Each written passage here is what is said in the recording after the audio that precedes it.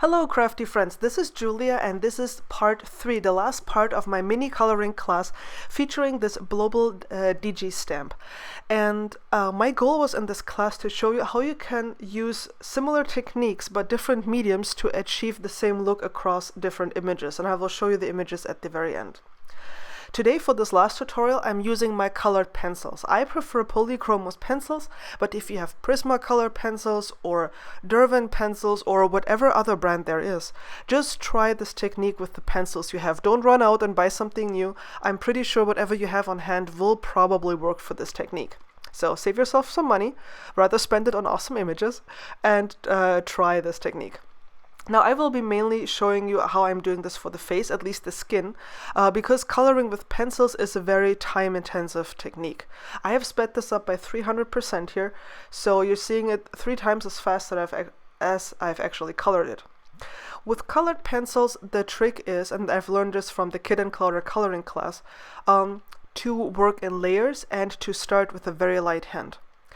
You need paper that has a little bit of tooth so the pigment from the pencils can actually stick to the paper.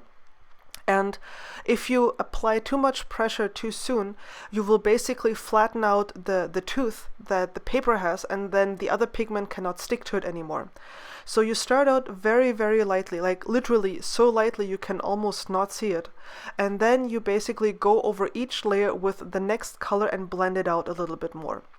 I have to admit that in this image I blended out the dark a little bit too far. It was a little too dark for my personal liking. But hey, that is just something that you have to try and learn.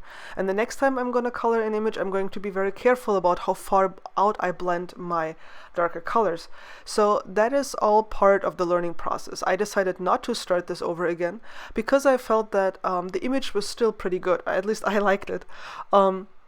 And you can see me here still working on my very first layer. I haven't yet finished my first layer.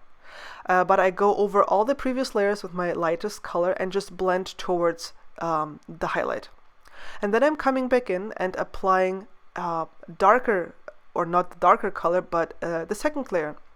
And I think on this coloration I did 3 layers, probably, maybe 4. I also have colorations where I do 6 or 7 layers, so it all depends. But I'm applying a tiny bit more pressure here. It's because the paper that I'm using actually takes on the pigment very well, and it works quite well to apply pressure already on the second layer. You have to experiment with the paper that you're using. I'm using watercolor paper. If you have a different kind of paper, maybe check how well it takes on the pigment of the pencils. It might be that you will need to work in more layers than just 3, that it will take you longer to get an even coverage. Because when you have paper that has some tooth and you have a very light-handed layer, you will see some of the white of the paper still showing through. And the goal is basically to keep on blending until you only have color and no white paper showing through. What I'm doing here is I'm blending with my pencils. I'm only using the pencils to blend, but you could also use a fluid like Gamsol. Some people like to use baby oil. There's probably other stuff out there that you guys use that I don't even know of. So you could also use that to blend colors into each other. But in order for that to work properly, you will need to put down at least 2 layers of color. That's my experience. You want to have at least 2 layers of color so there is enough pigment there that you can actually blend out. If you only add very little pigment to the paper, you will not be able to blend it out properly. I actually have a blender pen here. I think that is the Caran d'Ache blender pen. I have to check. It was sent to me by a reader. And I think it works better with the Prismacolor pencils. It does not do like a whole thing for the Polychromos, but it sometimes helps to even out some irregularities. But do not expect like a whole drastic change when you go over your coloration with the Caran d'Ache blender pen or even the Lyris blender pen. I have that too and I tried it. It's not a huge difference that it makes. It's just sometimes in the details that you can smooth out a little bit where it looks a little bit rough. But with these oil-based pencils, which are the Polychromos, it doesn't make a whole lot of a difference. Now we're back to our shirt. As I said, this is the third video in my mini coloring class. I've colored the same image already with Inktense pencils, which are a little bit like watercolor but not quite, and with Copic markers, which are alcohol-based markers. And I used the same technique for the folds on all with all mediums. And I wanted to show you guys that no matter which medium you use, the idea is always the same. You figure out where your shadows are. That's where the darkest color goes. You leave room for the highlights. That is so you'll have actually a dimensional look, because going from dark to light gives the illusion of depth. And you can do that no matter which medium you use. That's why I also use pretty much the same colors on in each video, so you would have something to compare it with. I find it sometimes difficult to compare colorations if artists use very different colors. That's probably just my lack of imagination, sorry for that. And as I did before, I just keep blending and blending and blending, and then coming back and blending again for another layer. I'm going to actually play some music for you because this is going to take me some time, and I'm going to be using the same technique on her pants.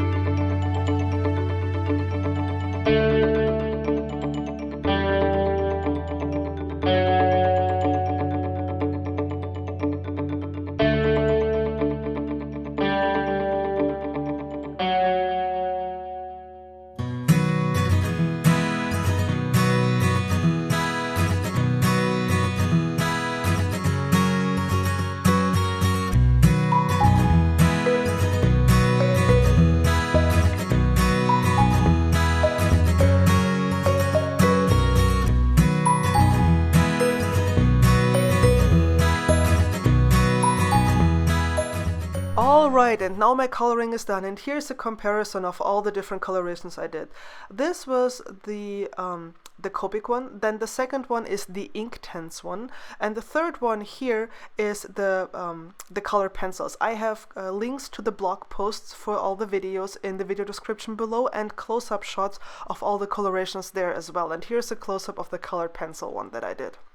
I hope you've enjoyed this mini class. If you would like me to do other mini classes or mini classes on different topics, please share your ideas in the comments below. I would love to hear from you. I have a giveaway on my blog, so please head on over there as well. Cheers!